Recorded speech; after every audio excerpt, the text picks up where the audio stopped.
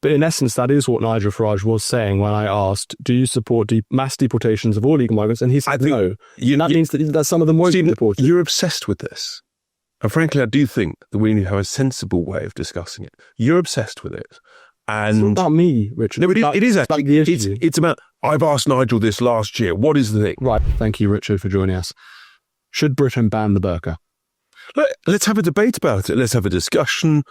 I don't think really there's been a proper debate about it. The first bit of information I think most people would not be aware is that 7 or 8 European countries have already banned the burqa. And my view is that no one's convinced me otherwise, that it's not actually something which is quite regressive, which creates a difference between in status between men and women, whereas actually we're a nation of equality. And I think that it creates a sort of second-class citizen of women. So I'm not a fan, bluntly, but I'm very interested in having a sensible, respectful debate and hearing lots of people's views. And so let's do that. And I know House of Commons, huge intake of breath. But actually it's good to discuss difficult, sensitive issues in a reasonable way, trigger the discussion in the House of Commons and see where people are at with it. And it may be that people are in a different place to where they were 5-10 years ago. I think Nigel's started a debate, give or take, a decade ago. Let's talk about it. Yeah, he was against it. So reform could be the next government. You're leading in the polls in the next few years. So you've got to have a position on it. I know that the party put out a sort of statement saying it wasn't their policy. Yeah, but it's not a reasonable policy. You don't have to have a policy on everything. And just because someone says, let's have a debate about something, doesn't mean you have to have a policy on it. It's perfectly reasonable to say, as Sarah did, and I think it's really powerful coming from someone in Sarah's position. She's been a magistrate for many, many years, been involved in crime and justice. And as a woman, perfectly reasonable to say that she is worried about it from a security perspective, which is another important aspect of it. If you potentially got, potential sort of men hiding under a burqa, potentially risk of terrorism, all these sort of things have got to be talked about in an increasingly dangerous world. So yeah, let's ask the question, have a debate. And where do we get to? Who knows? But the reality is, hang on, the reality is, there's not likely to be a general election until almost exactly 4 years from now. So we've got plenty of time to talk about lots of different things. And this is one of those things. So it's wait and see, because let's have the debate. And then you might do it as government. So you've got to have a policy. Stephen, you don't have to have a policy on anything 4 years out from a general election, right? And people need to stop being childish about this. Grow up and accept that let's talk about the stuff. Let's formulate positions. Let's listen to our own membership. And hear where people are at. It is really interesting. I agree, but the party did put out a statement saying it's not the policy. But because that's the point. You don't have to have a policy on everything when you're formulating a whole series of plans. We didn't have a policy on it in the last general election. Sorry, they didn't say we don't have a policy. They said banning the burqa is not our policy. Do you see what I mean? There's a slight difference there. So there's no difference at all. You don't have to have a policy on everything. Full stop. We didn't have a policy on it at the last general election. As far as I can recall, it wasn't in the contract. And that's because there's lots of other things that we're talking about. Let's see where it is in people's thoughts and mindsets. And then, you come to a view on it. Do you agree with your chairman, Zia Yusuf, that it was dumb of Sarah to ask that question in Parliament? He wrote on Twitter just a few hours ago, I do think it's dumb for a party to ask the Prime Minister if they would do something that the party itself wouldn't do. I'm focusing on the debate, have the discussion. I'm not interested in who says what on Twitter about X or Y. This is your chairman. I'm just focusing on the debate, Stephen. It's as simple as that. As Camilla Tominey once said to you, you are someone who is proud of answering direct. Yeah, and I'm answering the question. You're not really. I'm completely answering the question. Right. I'm telling you, I want a national debate on the issue. We've got our own views. We'll come up with, we may or may not come up with a party policy. People might say, actually, it's not our top list of things, and there's much more things to worry about, like the economy, which is what I talk about a lot. But let's have a discussion about it. I think it's interesting. And that's what I'm going to talk about. Let me reiterate the question. So Zia Yusuf, your chairman, said that it was dumb of your MP to ask that question in Parliament. Stephen, You're not answering the question. That question. I'm answering the question, which is I want to debate. I'm not talking about individual tweets by individual people. I'm talking about having a debate. It's as simple as that. Okay, right. Well, I'm not sure you are answering that one about Zia, but we'll move on. Do you support the mass deportations of all illegal immigrants in Britain? Yeah, the reality is, if you're illegal, then you haven't got a right to stay in the United Kingdom. So people should be removed, and I think most people accept that if you come here illegally, if you haven't been granted asylum, then you can't stay here. And we don't know how many people are here illegally because of the state of, frankly, the Home Office, our immigration systems, our border control processes, or lack of them. And well, we've just got to make that very clear. Can you do that instantly? No, of course not. You've got to, but at the end of the day, where we should start, actually, and I've raised this in the House of Commons, is we've got, give or take, 10,000 foreign nationals clogging up our prisons.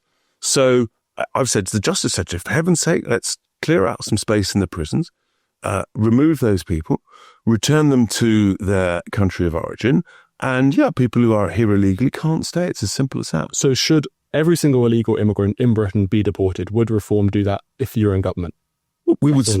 Our view is that you can't be here illegally, so you've got to go through a removal process. But don't be juvenile and assume you can do that overnight or in the space of a month. You can't, and you've got to be grown up about this. Okay, people cannot stay here illegally. How long it would take to find all the people who are illegally, I don't know. I mean, we just, as a nation, incredibly, we don't know how many people are here illegally. Is it 100,000? Is it 500,000? Is it 1 million? Or is it more? We don't know, but we should know. Why is it juvenile to ask whether you want to deport all illegal migrants? I've just said we should remove people who are here illegally. But there's an underlying tone in your question, which is you must do it tomorrow. No. There is still. There is. That is exactly. There is an underlying tone in the way you're asking this question. You've got to deport people immediately. No. Well, that's how it comes over. Okay. The reason I'm asking the question is because I asked Nigel Farage last year the same question, and he said no, it's not Reform's ambition to deport every single illegal immigrant in Britain. He said it would be impossible and politically impossible.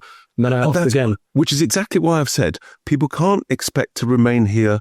If you're here illegally, you can't expect to remain here. But what we don't know how many people are here illegally, and we don't know, therefore, how long it might take to identify them and remove them. Do you want to remove them? Ultimately, people can't stay here illegally and expect that can go on forever. But the challenge is we could be here in 10 years' time, and there could still be people illegally. There could still be people here illegally because we haven't been able to find them and identify them. And that's just part of the challenge that whoever's running the government, I can't believe anybody genuinely says that if you're here illegally, you can stay here illegally forever. But what we don't know is just how many are here, how long it would take to identify people, and then remove people. But in essence, that is what Nigel Farage was saying when I asked, do you support mass deportations of all illegal migrants? And he said no. That means that some of them won't be deported. You're obsessed with this. And frankly, I do think that we need to have a sensible way of discussing it. You're obsessed with it. And it's not about me, Richard. No, it is actually. It's about, I've asked Nigel this last year. What is the thing? Right. Okay. The reality is... I didn't get clarity. That's the reason I'm asking. You've had complete clarity, right? Which is, you can't do everything. I think you're coming at this from a point of view, you've got to deport everybody next week. You can't do that. Be grown up about it. We don't know who they are. We don't know where they are. But the principle is, people can't remain here illegally forever. Right. And the principle is important. And that is why I asked Nigel Farage, again, is it your ambition to deport all these people? And he said no. And that's a principle. We will not deport all illegal migrants. And as a government, you have to make a decision. Are we going to try and deport everyone who's here illegally, or will we give some of them amnesty? There's no sort of middle ground. Stephen, we're not in government, but if we are in government, then our position will be people cannot expect to be here illegally and stay here illegally forever. But I repeat the point, it will not be easy finding everybody. And I'm quite sure that's a reasonable position that anybody would respect. And that, I don't know how long that would take to find people. That's sort of the definition. What we do know is that there are huge numbers of people who are here illegally, who are working illegally, for example, in the in many of the fast food delivery companies.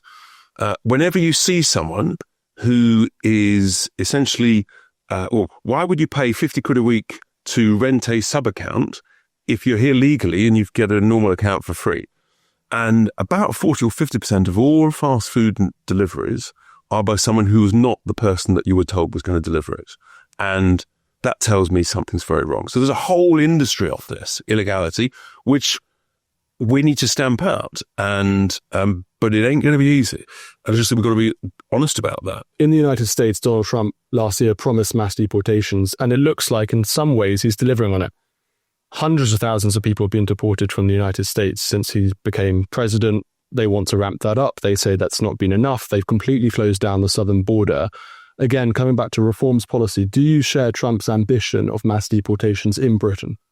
Well, he's president of the United States, and if it's true that he is removing lots of people, then who are there illegally, then that's his ambition. And our ambition would be people who are illegally can't expect to stay here, and they've got to be removed. But I suspect that the US Home Security Service and Border Control, I suspect that there's more of them, and they've probably got a greater tracking system to know who's where, and legally or illegal. I fear our situation is weaker. So presumably you would want to try and replicate what Trump's doing in America. He's from everything I'm reading, he is removing large numbers who are there illegally. And clearly the numbers are different because the US is so much bigger. But as a principle, people cannot stay here legally, and where we find them, they should be removed. There's lots of work to do in terms of our issues with the ECHR. A lot of this stuff you can't do if you're a member of the ECHR, which is why the Conservative Party is in such a pickle on this, because a bunch of them want to leave and a bunch of them don't. You've got all the lawyers who are trying to prevent all of this. So, I think we've just got to recognise that we can have an ambition. Actually delivering it will not be easy. It will take time, and you have to go to war with some of the lefty lawyers, and we'll have to make it clear that we have to leave the ECHR. Last month, Nigel Farage told Times Radio, "Our stance on illegal immigration is fair, reasonable, what most countries in the world do, and what we used to do until about 2010. Is it reforms policy to bring back Tony Blair's policy on immigration?" But it's definitely not reform policy to bring back Tony Blair. His policy, which is what Nigel was saying. Yeah, he was actually doing quite well on deportations and removing people. I think, give or take, they were removing about 40 to 45,000 a year. Was the number. Yeah. So from 2005 until 2010, Tony Blair's enforced deportations, this isn't voluntary people, the average was around 12,000 to 20,000 a year. That's not enough, is it? Funny enough, I thought it was more than that. So the data I've seen is... I'm talking just about enforced. If you... entirety is about 46,000. Okay. And I think that they were doing it better because they, for example, they were only accepting about 20 to 25% of all asylum claims over about a decade. And they were making those decisions within a matter of weeks. The appeal was dealt with in a matter of a couple of weeks thereafter. And it seemed to be pretty much under control. And they dealt with the situation. The primary issue then was people coming in lorries, not on boats. And, for a bunch of ways, they dealt with that. There's still a bit of that. But they were more successful than the Tories have been over the last 14 years and more successful than the current Labour government is. And so we should, and obviously technology has changed, but we've got to be much more focused and ambitious about removing people who are here illegally. I suspect that since that period, the lawyers have become much cleverer and better at finding ways to prevent people being removed. That's an instinctive assessment. I can't put evidence to that, but that's my gut. Since Tony Blair was Prime Minister, the situation with illegal migration in Britain has dramatically worsened under the Conservatives. There are many, many more illegal migrants, hundreds of thousands more illegal migrants. So doesn't the situation in 2025 require a bit more radicalism than Tony Blair when it comes to illegal migration and deportations and so on? You can use whatever language you want. I mean, the reality is the situation is serious. The reality is, as I've said, we don't know how many people are here illegally. It's clearly a big number.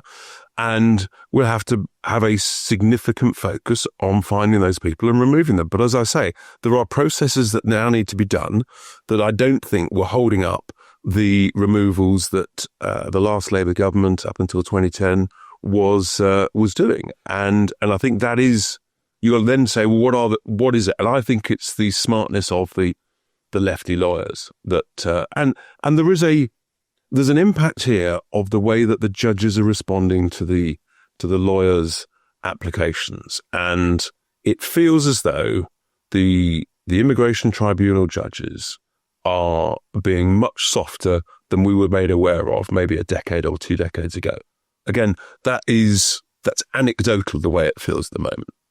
Reform promised to publish some plans on how they would deport illegal migrants by May. It's now June. When can we expect that plan to be published? As soon as the answer. Look, politics, it's all about timing. We've had the May elections. We've got a lot going on.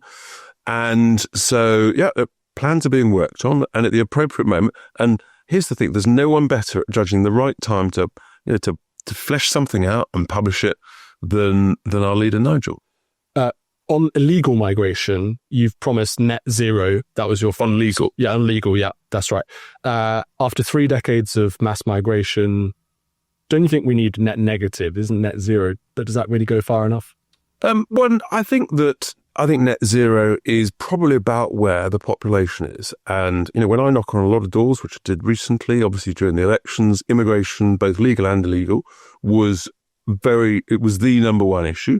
And our position of net zero was very broadly welcomed. And I think that is, some people might say, give or take about 400 to 450,000 leave on a long-term average. So you could welcome that sort of number. You get to net zero. You've got to make sure that it's highly skilled, highly qualified, who are going to integrate, who are going to work, and are going to speak the language. And I don't think that's an unreasonable position. Yes, we've got a population that's 10 million more than it was 15 to 20 years ago. That's,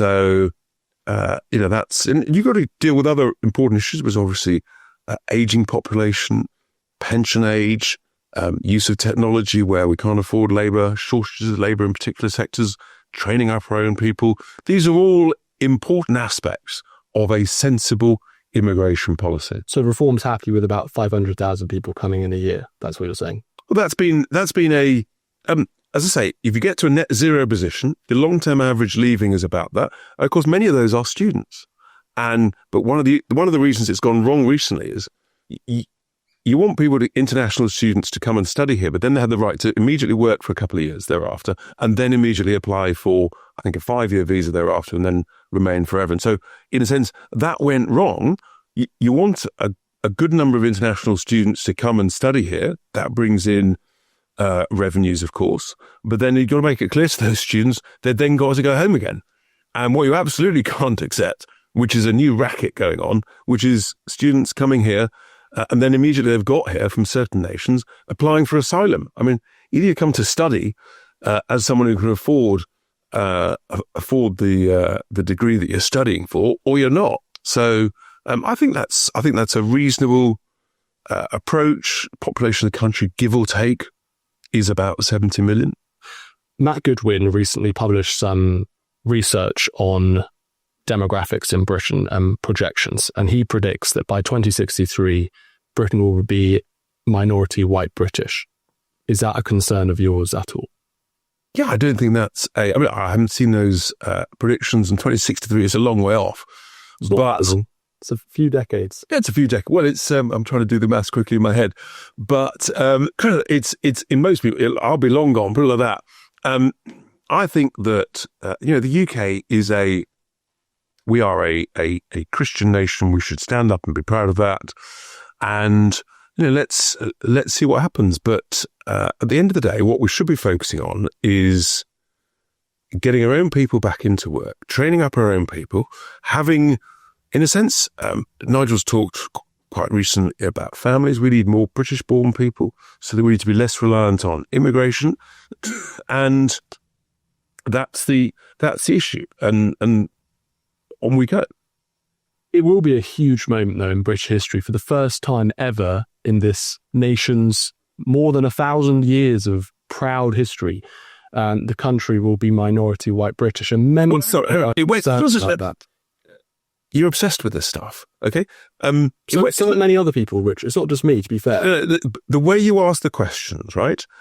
Matt Goodwin's made a forecast. He may or may not be right? I don't know what his computer model is. I've not seen it. But the sensible discussion to have is, what sort of population do we want to have? Can we make that population more prosperous? Can we have a high quality, highly skilled immigration policy? And yeah, it's like one of these things. It's a bit like what we started on in terms of, do you want to ban the burka? Let's have a discussion about it. But let's do it in a respectful, sensible way, as opposed to a sort of a really aggressive, divisive way. I think that's the rational thing to do.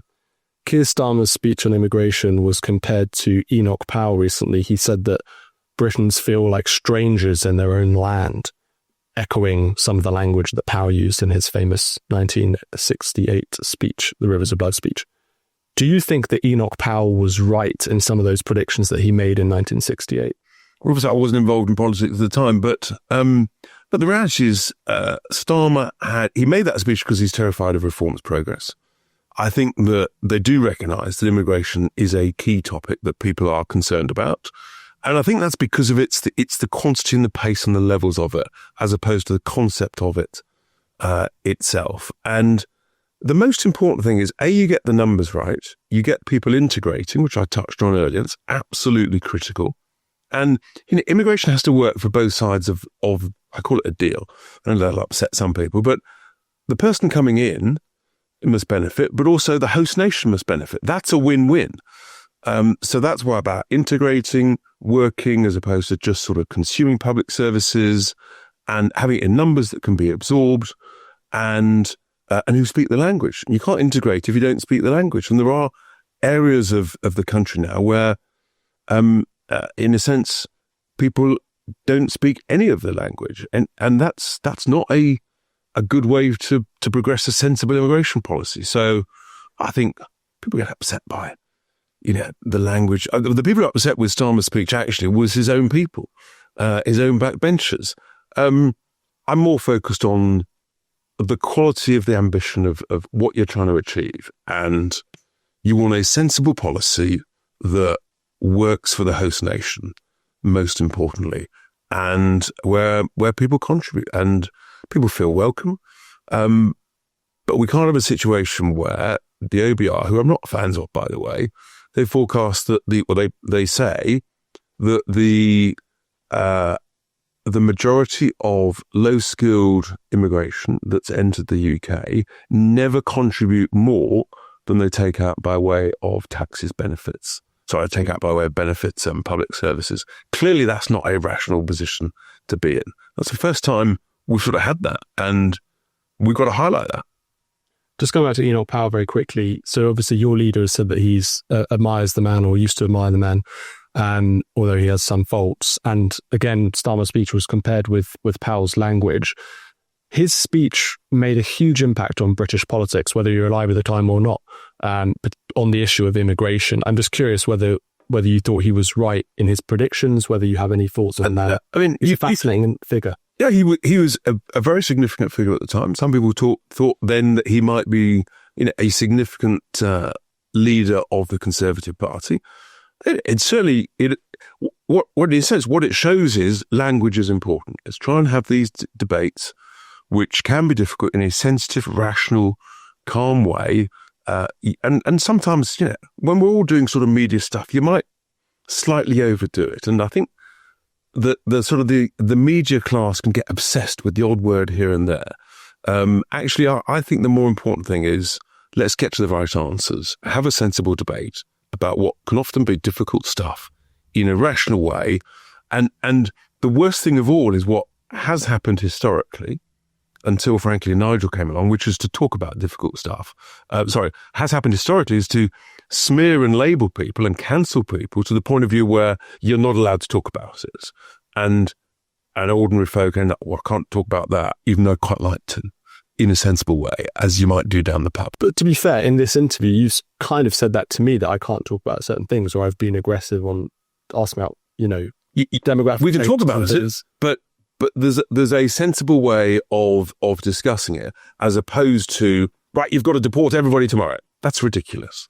And I think that's about getting the approach and the tone correct, so that we can talk about this. Because otherwise, what'll happen is people watching this will say, "Oh, Tice is a dreadful individual, wants to deport everybody tomorrow." No, it's impossible. It's impossible. So then talk about it in a way that you think, there's no point making promises that are irrational and unhelpful, can't be delivered. Try and actually talk about it in a sensible way, saying people can't expect to come here illegally and stay here forever. And what you do need, though, is you need a competent, whatever you want to call it, Home Office, Immigration Department, that knows who's coming in, who's going out, who's here legally, who's here illegally, and those who are here illegally, you will say, thank you very much, but you can't stay. So why is it irrational to want to deport all illegal migrants? It's about using what I think is saying... very rational. Look, if you're here illegally, it's rational to say you can't stay here.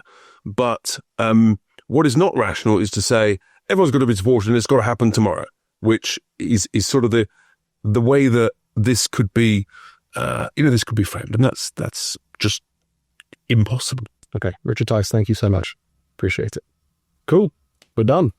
Bye.